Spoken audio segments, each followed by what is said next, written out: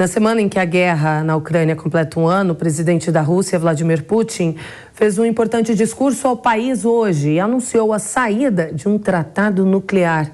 E do lado do Ocidente, quem também se pronunciou foi o presidente dos Estados Unidos, Joe Biden. Assunto para o nosso correspondente Luca Bassani.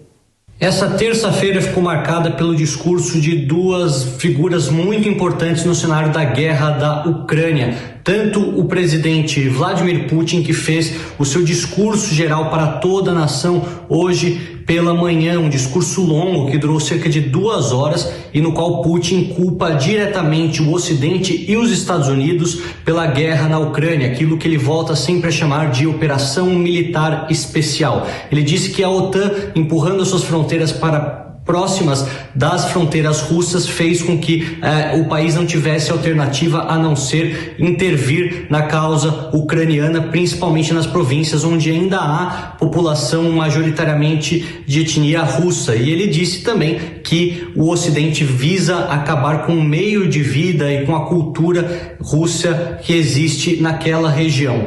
Putin anunciou uma série de medidas que busca dar maior conforto para as famílias que perderam algum soldado durante essa guerra, não só com ajuda psicológica, mas também ajuda financeira, dizendo que não tem como os ocidentais vencerem os russos no campo de batalha, e falou que o país fará todos os esforços possíveis para assegurar territorialmente todas aquelas regiões já anexadas unilateralmente pelo país em setembro de 2022.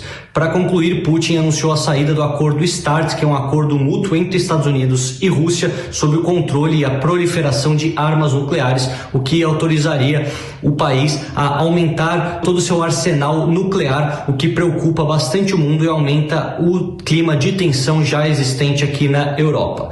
Não muito distante de Moscou, na capital polonesa de Varsóvia, temos o presidente Biden em visita oficial, também fazendo um discurso dizendo que a Ucrânia nunca será um lugar, nunca será uma vitória para os russos, e que o ano passado, nessa mesma época, quando o mundo temia a possível queda de Kiev, ele pode assegurar que hoje, um ano depois, Kiev está livre e continua sendo uma cidade democrática, da qual ele acabou de retornar. Biden falou que a unidade do Ocidente surpreendeu os russos e que, ao mesmo tempo que regimes autoritários tentam colocar o seu sistema em diversas localidades, vemos que outras democracias continuam crescendo e se ajudando mutuamente, como é o caso dos Estados Unidos ajudando a Ucrânia.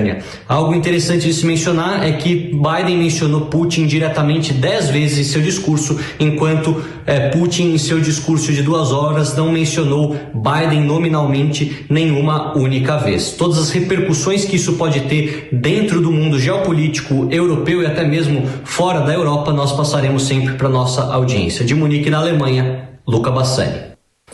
Carlos, então essa guerra vai completar um ano agora, sexta-feira. A gente viu o pronunciamento de Joe Biden, também de Vladimir Putin.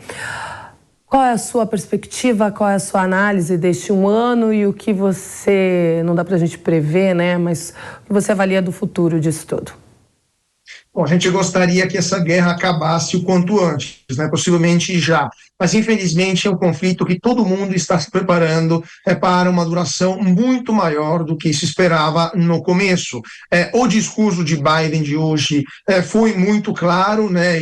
O Ocidente vai continuar compacto, ajudando a Ucrânia que ainda está de pé. Há um ano atrás, todo mundo achava que os russos entrariam no território ucraniano muito mais facilmente, aquelas enormes filas de tanques de guerra pareciam que teriam entrado na Ucrânia como uma faca na manteiga, e na verdade os ucranianos resistiram bravamente à invasão. Então o Ocidente está compacto, a Ucrânia está de pé, e essa também é uma mensagem para os outros países do mundo que condenaram abertamente a invasão, principalmente a China, mas a maioria dos países do mundo não está aplicando sanções contra Moscou, inclusive o próprio Brasil não aplica sanções contra Moscou.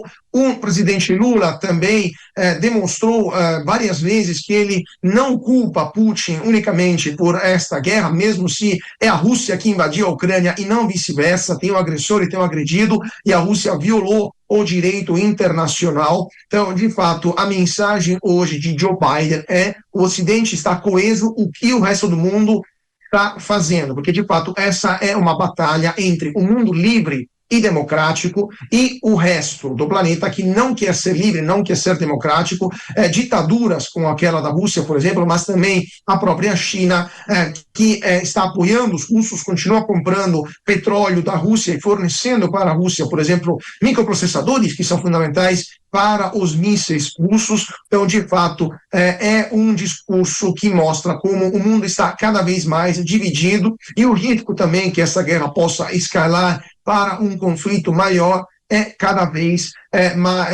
maior, também é cada vez mais preocupante, e tomara que isso acabe não acontecendo.